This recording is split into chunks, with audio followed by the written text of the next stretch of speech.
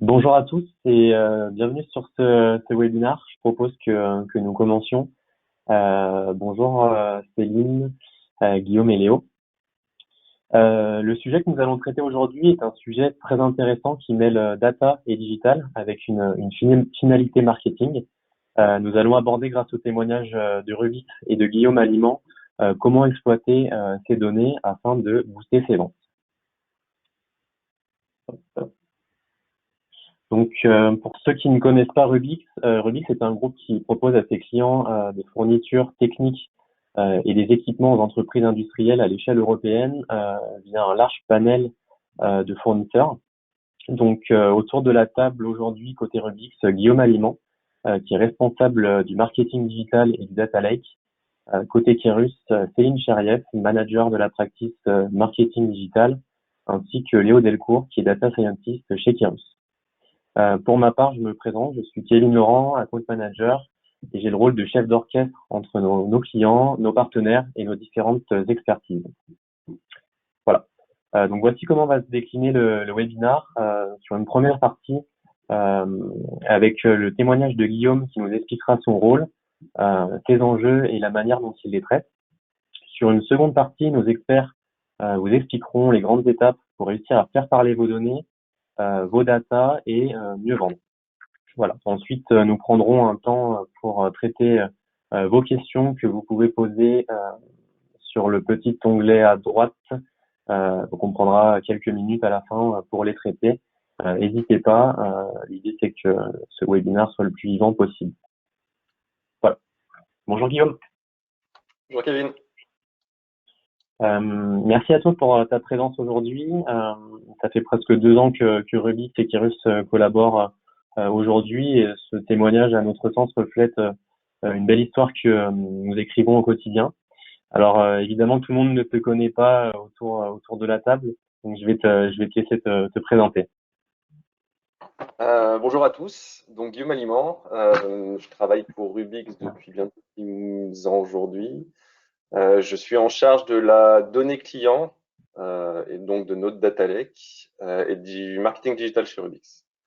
Je fais partie de l'équipe digitale, donc j'ai une fonction groupe. Je travaille en collaboration avec l'ensemble des 22 pays qui composent le groupe. Et je mène une équipe qui est composée de data engineer, data analyst, data scientist et digital marketer. Super. Est-ce que tu peux nous donner les grands axes de l'activité de Rubix, les axes de croissance, les ambitions de ton service et du digital de manière globale? Bien sûr. Donc du coup, comme tu l'expliquais, Rubix est le leader européen de la fourniture de produits et services de maintenance, de réparation et de révision industrielle. Donc comme je disais, on est présent dans 22 pays. On a plus de 750 agences et un peu plus de 8000 collaborateurs. Le groupe Rubix est issu en fait de la fusion en 2017 du numéro 2 IPH et du numéro 4 Hammer, pour donner justement le leader dans son secteur. C'est un groupe au-delà de la fusion des deux qui s'est construit sur la croissance externe.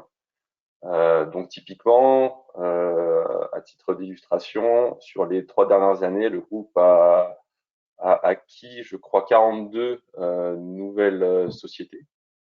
Donc du coup, ça rajoute, au-delà de la complexité qu'on peut connaître dans le B2B, ça rajoute aussi de la complexité en interne, à savoir que généralement, qui dit nouvelle société, dit nouveaux systèmes d'information, potentiellement nouveaux ERP, etc., etc.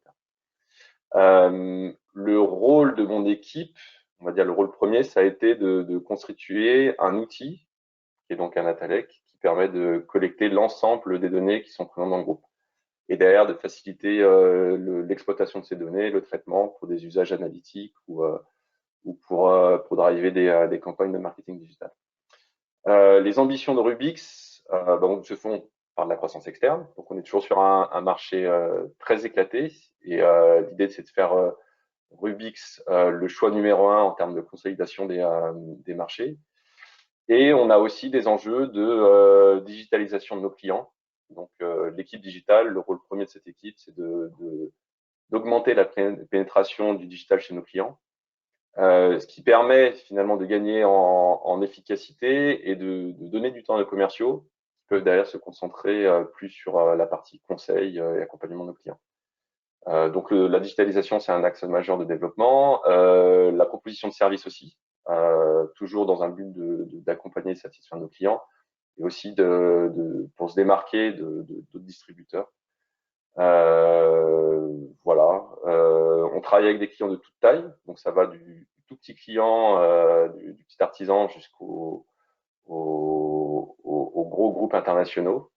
Donc vraiment, on est vraiment sur un environnement qui est complexe par sa définition, avec différents types de clients, complexe par la construction et l'historique qu'on a dans la croissance du groupe, et aussi complexe par notre offre, puisqu'on propose aujourd'hui 11 millions de références dans le catalogue, ce qui correspond à un peu plus de 30 000 fournisseurs. Et donc, du coup, l'ambition du groupe, c'est effectivement de poursuivre sa croissance organique, mais aussi de poursuivre dans sa croissance externe. Très clair. Donc du coup, pour que tout le monde comprenne, vos clients sont des clients externes, mais aussi internes.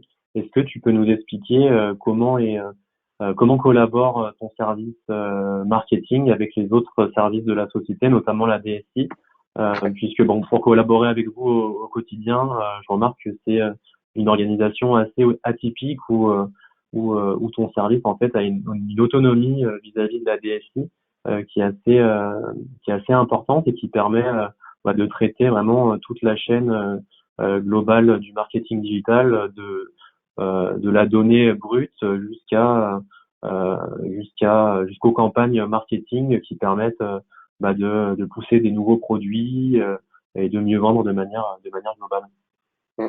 Alors, effectivement, donc comme je disais, on fait partie d'une fonction support. On est au niveau européen. On a une DSI aussi qui est là en support, mais qui est plus orientée sur l'accompagnement, en fait, on va dire du commerce traditionnel.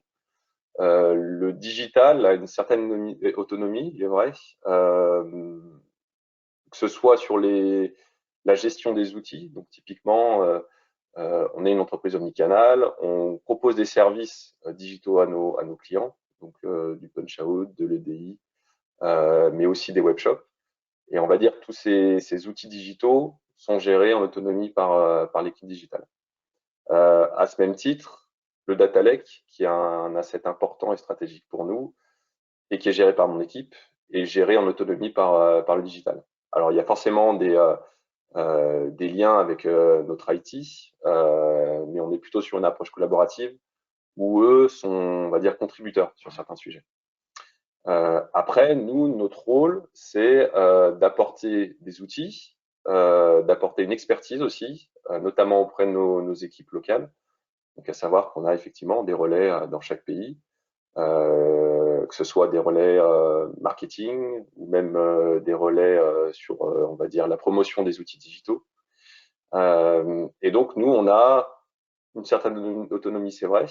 On est là finalement pour soit apporter des solutions clés en main, c'est-à-dire que sur la partie analytique ou sur la conception de campagnes omnicanal, campagnes digitales, on est relativement proactif et on travaille en collaboration, mais on est plutôt moteur, c'est-à-dire que c'est nous qui avons le lead sur la définition de notre roadmap qu'on va déployer dans chaque pays. Alors, on prend en compte les spécificités locales, parce que chaque pays est différent, chaque marché est différent. On a aussi des autres produits qui peuvent l'être. Mais notre rôle, finalement, c'est de faire en sorte de proposer des solutions innovantes et de les mettre, les déployer dans chaque pays.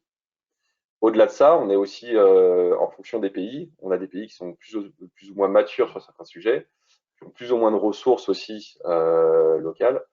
Et donc, dans ce cas-là, on met plutôt une casquette d'expert où on est plus dans de l'accompagnement. Donc, on devient un peu une agence interne pour pouvoir les accompagner sur la résolution de leurs problématiques. Très clair.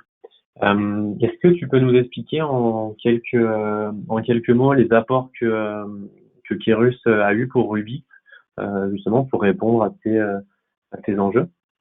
Oui, bien sûr. Alors, un des gros avantages de Kérus au cours des années passées, ça a été votre capacité à répondre à l'ensemble de nos besoins.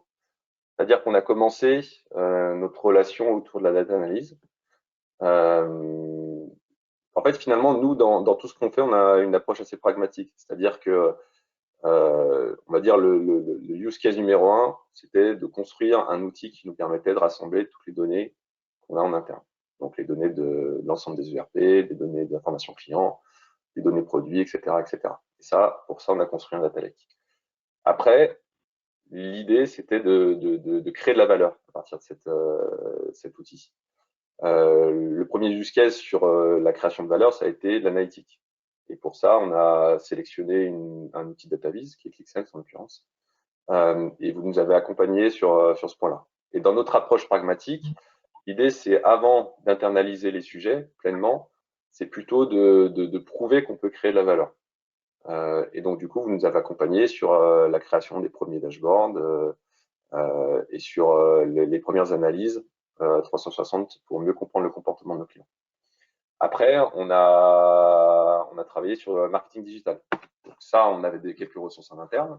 On a pu lancer nos premières campagnes. Donc on est vraiment sur la constitution de campagnes qu'on appelle comportementales, qui sont basées sur le comportement client et donc exploitent les données de notre data lake. Et après, en termes d'accroissement d'activité, on a eu besoin d'externaliser. Et là, encore une fois, vous avez été capable de répondre. Et puis après, gagner en maturité, on a voulu accélérer sur la partie data science.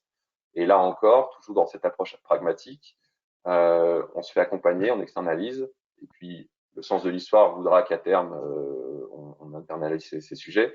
Mais quoi qu'il en soit, même sur des sujets internalisés, vous êtes toujours présent pour pouvoir soit apporter du support en cas d'accroissement d'activité, soit vous êtes capable d'apporter une certaine expertise qui nous permet, nous, de nous ouvrir et d'éviter d'être la tête dans le guidon et d'avoir des œillères. Ça nous permet aussi d'avoir une prise de recul et de pouvoir se challenger derrière. Donc finalement, dans nous, notre mode de fonctionnement, c'est vrai qu'on a eu on était plutôt alignés et sur votre capacité aussi à répondre rapidement en cas de besoin. Très bien. Nous, ce qu'on trouve aussi atypique de notre côté, c'est que finalement, avec la croissance de votre service, on a pu sortir une offre qui faisait pas partie du panel d'offres qu'on proposait, mais sortir une offre spécifique justement pour répondre à ces besoins. Donc c'est bien pour ça qu'on souhaitait aussi l'illustrer via ce webinaire. Je te remercie Guillaume pour ces éléments de réponse. Je vous rappelle que si vous avez des questions, vous pouvez les poser sur l'onglet à droite et on y répondra à la fin. Je vous propose d'enchaîner avec quelques use cases. Si la slide peut bien se passer. Tac, tiens. Hop. Voilà. Avec quelques use cases qu'on a traités avec les équipes de Guillaume et dans lesquels vous pourriez reconnaître votre société. Donc si comme Rubix, vous souhaitez avoir notamment une meilleure connaissance de vos clients, identifier des leviers de simulation, faire de l'upsell ou du cross-sell et tout ça en exploitant vos données, alors l'intervention de nos experts Céline et Léo qui va suivre va forcément vous intéresser.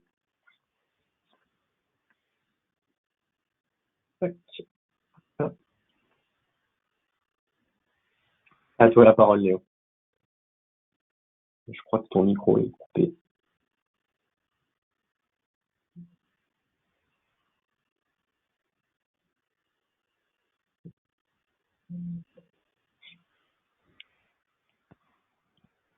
Vous m'entendez? Ouais, c'est bon. Désolé. Donc, merci Kevin et Guillaume pour cette interview. Nous allons maintenant vous présenter les différentes équipes mises en place chez Rubix pour répondre donc aux différents besoins de l'entreprise. Les trois équipes sont représentées par trois grands thèmes distincts: concevoir avec la data science, réaliser avec le marketing digital et piloter avec la data visualisation. Donc, ce petit schéma ici nous montre que les résultats de la data science peuvent venir être utilisés par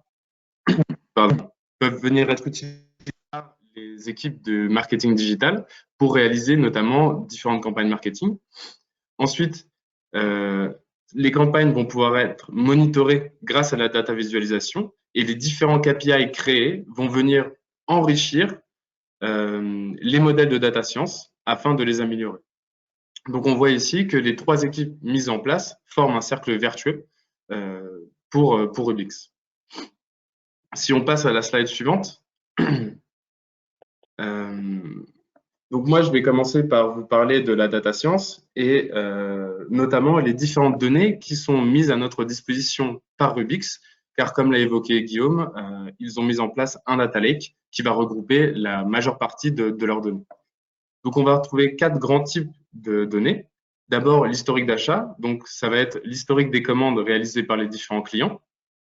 On va retrouver alors des informations comme les produits commandés, leur quantité, leur coût, ou même la date de livraison. Ça va représenter à peu près 10 gigaoctets de données par an. Ensuite, on va retrouver toutes les informations liées aux produits, donc ce qu'on appelle le PIM. Ici, on va retrouver des données comme le nom des produits, mais aussi leurs marques respectives, ou même les descriptions techniques associées aux différents produits. Ensuite, on va retrouver des types de données un peu plus hétérogènes, comme par exemple les données de trafic web, où là, on va récupérer donc les données générées par les visites des clients sur les différents sites de Rubix, et d'autres types de données qu'on a appelées autres sources. Ici, on va retrouver des données encore plus originales, comme par exemple des informations démographiques. Donc, par exemple, la région où est localisé un client, on va essayer de détecter sa densité de population, voir si elle est élevée ou faible, ou même les données météo liées à cette région. En effet, on peut observer que les types de commandes varient en fonction des saisons. Je pense notamment aux produits, aux vêtements de sécurité. On n'observe pas les mêmes types de produits commandés l'été et l'hiver. Donc, la slide suivante va vous présenter les différents axes de travail que nous avons menés avec Rubix et notamment les projets data science qui ont permis de transformer cette donnée-là, donc récoltée par Rubix, pour la transformer en information à forte valeur ajoutée. L'idée ici est pour Rubix de mieux comprendre ses clients. Donc, le premier axe développé va traiter du potentiel de digitalisation. Guillaume l'a évoqué lors de l'interview. Et par digitalisation, j'entends ici le nombre de commandes passées par un client en utilisant les outils digitaux. Donc, un exemple d'outil digital, ça va par exemple être l'utilisation du site web pour passer commande. Et à contrario, un outil non digital, ça va être un bon de commande papier. Donc, pour essayer de calculer ce potentiel-là, donc tu peux rester sur potentiel de digitalisation. Pour calculer ça, la première partie du projet, ça a été de détecter quels étaient les clients qui n'utilisaient pas les outils digitaux. Donc, une fois qu'on avait segmenté ces différents clients-là, donc à l'aide de clustering, nous avons un groupe de clients, essayer de détecter, tout simplement essayer de calculer le taux de conversion possible, donc le nombre de commandes qu'ils pouvaient passer en utilisant les outils digitaux et non plus les outils type papier. Et ensuite, pour finir sur cet axe-là, nous avons aussi associé le meilleur levier, donc le levier le plus adapté pour convertir ces clients-là. Donc, c'est-à-dire, est-ce que quel outil digital était le plus adapté pour tel ou tel client? Par exemple, l'utilisation du site web ou par exemple l'utilisation de PDF et l'envoi d'email. Donc, c'est un projet assez ambitieux qui a duré plusieurs mois et dont les équipes de Rubix travaillent maintenant à partir de ces résultats. Le deuxième axe sur lequel nous avons travaillé a été le développement de produits complémentaires. Donc, essayer de développer un algorithme qui va détecter à l'aide de l'historique d'achat des clients les produits les plus fréquemment achetés ensemble. Donc, typiquement, ce type de projet-là va pouvoir être utilisé par les équipes de Rubix ou de Kerus au niveau marketing pour créer des campagnes de cross-sell ou même utilisé au sein des sites web de Rubix pour, par exemple, lorsqu'un client va cliquer sur un article, proposer les articles complémentaires à ce dernier. Le troisième axe de travail que nous avons réalisé avec Rubix porte sur les différentes appétences des clients en fonction des catégories d'articles recensées par Rubix. Ici, j'entends par appétence, on a pris un groupe de clients qu'on a isolé via clustering et essayé de détecter pour chacun de ces clients-là s'il avait plutôt tendance à acheter, par exemple, des catégories de produits de type outils pour la maintenance, ou il avait plutôt une appétence à acheter des catégories de produits type vêtements de sécurité, par exemple. Et typiquement, ce type de résultat-là peut être utilisé pour mener des campagnes d'upselling. Et donc, on voit au travers de ces 3 projets-là de data science que les résultats peuvent être utilisés notamment pour des campagnes marketing. Et je vais donc laisser la parole à ma collègue Céline qui va vous en dire un petit peu plus sur les différentes campagnes qu'elle a pu mener pour Rubix. Merci Léo. Vous m'entendez bien? Ouais. Tout à fait. Très bien. Parfait, très bien. Donc en effet, comme disait Léo, tout ce travail autour de la donnée permet après aux équipes marketing digital justement de l'exploiter et d'en faire des campagnes ultra performantes. Donc je vais resituer un petit peu le contexte dans lequel justement on a accompagné Rubix. Mais Rubix, c'est un ensemble de webshops en fait qui sont dédiés pour chaque pays. Alors là, vous voyez. On a sélectionné 5 pays de l'Europe pour ce use case où il y a en fait une quantité de fournisseurs référencés avec tout leur catalogue produit, etc.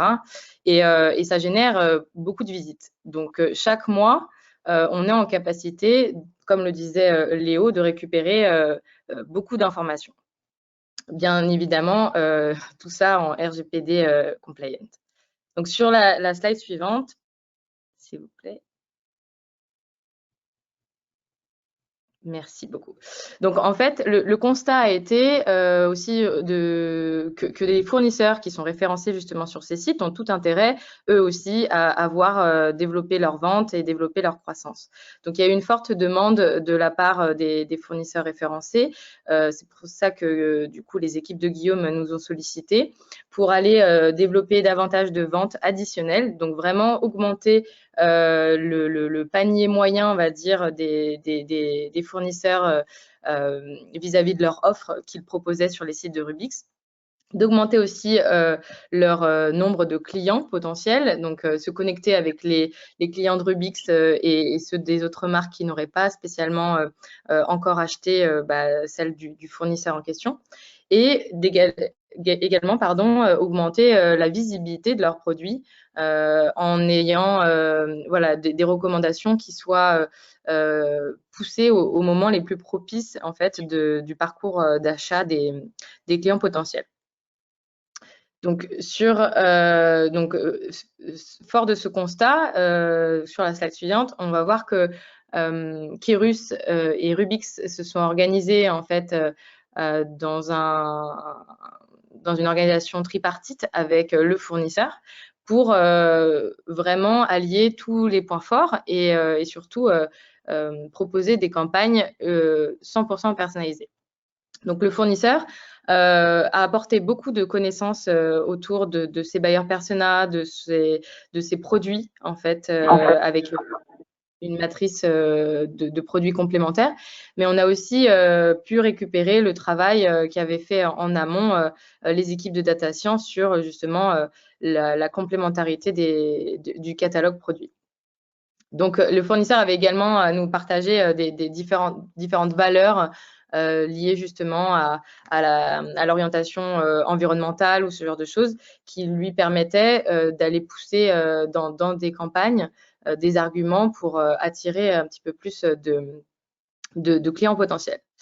Rubix, quant à lui, du coup, était au centre de tout ça et a été très, très moteur avec aussi la mise à disposition, en fait, de leurs outils qui sont utilisés en interne et qui ont déjà fait leurs preuves à maintes reprises, comme les outils MR6 pour la partie emailing, Target to Sell pour la partie recommandation produit et Chameleon pour la partie personnalisation IA webshop. Donc voilà, et comme le disait tout à l'heure Léo, le data lake riche d'énormément de données nous permet aussi d'aller voilà, enrichir en fait toute cette organisation autour du marketing digital.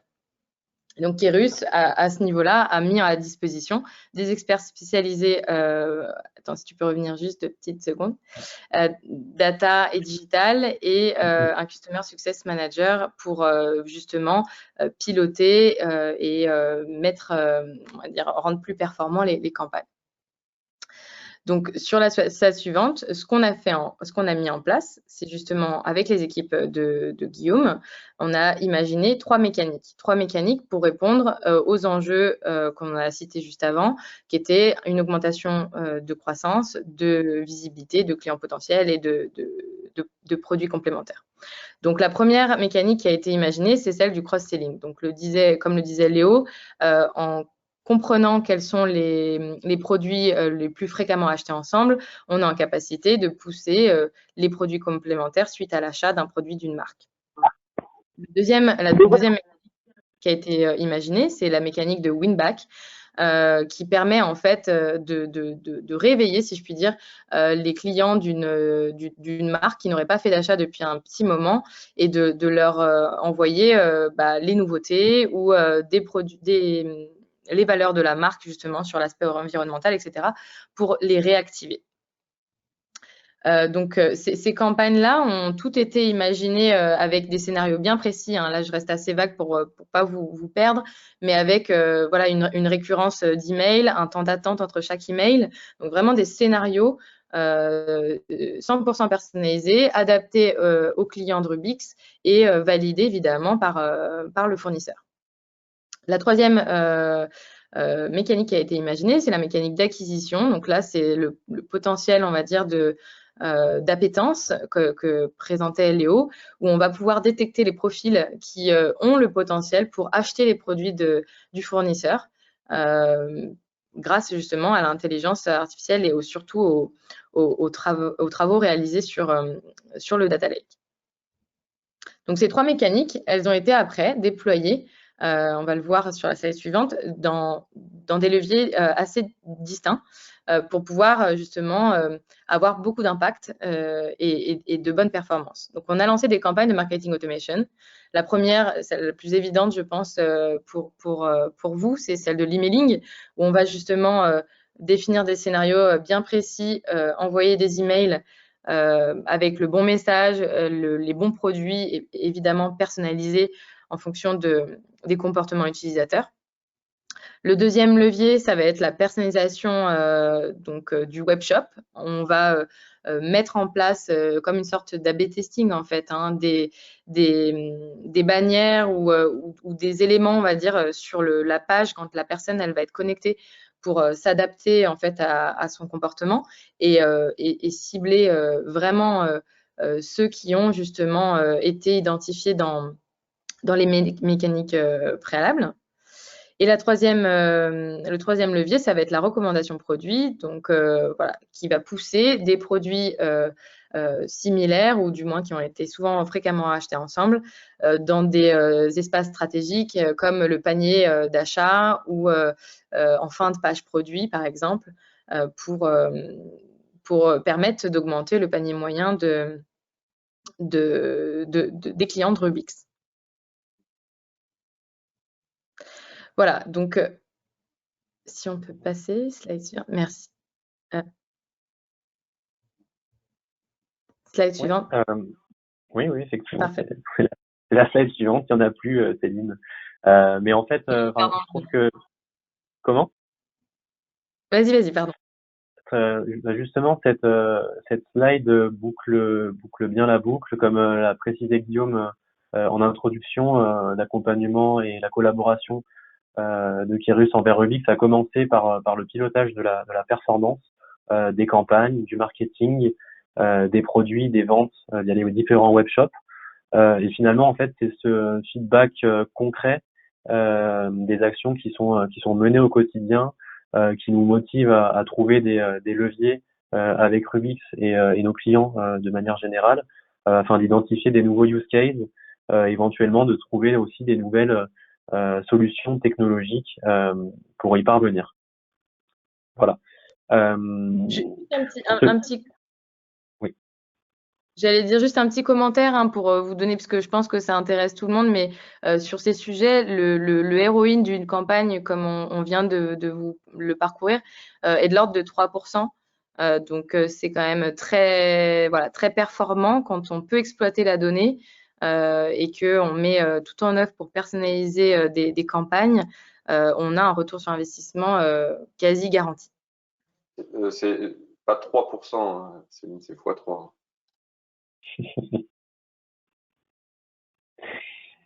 C'est sûr que ça change le chiffre final.